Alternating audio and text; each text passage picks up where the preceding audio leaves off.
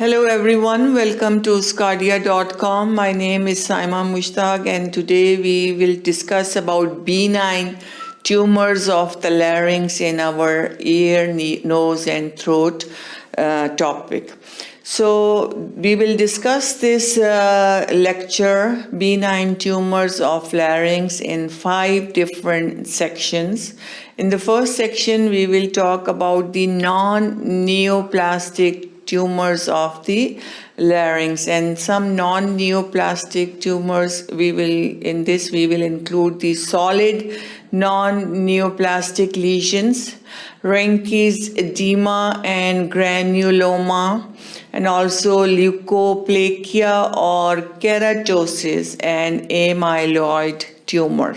All these are non-neoplastic tumors of the larynx. Then in the second section, we will talk about the vocal nodules and polyps of the larynx. What are the symptoms of the vocal nodules and vocal polyps, and then how we can treat these two conditions. Then in the third section, we will discuss about some cystic lesions, and the cystic lesions we will talk specifically about in this section will be ductal cysts, saccular cyst, and then the laryngocele. Then in the fourth section, now we discussed in the first section the non-neoplastic tumors.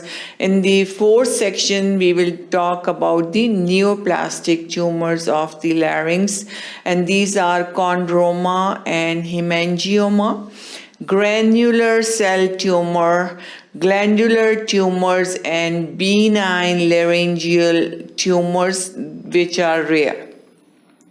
Then in the fifth and final section, we will talk about the squamous papillomas, which include the juvenile papillomatosis, symptoms, diagnosis, and treatment of papillomatosis, and also adult onset papilloma.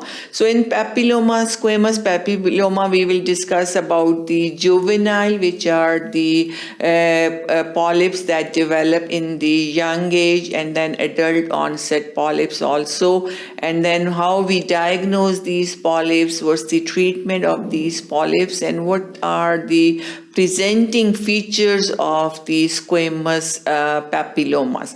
So all that will be discussed, and we will cover this topic in 5 different sections, and we will talk about everything which basically considered important related to the benign tumors of the larynx. So keep watching Scardia.com for this topic.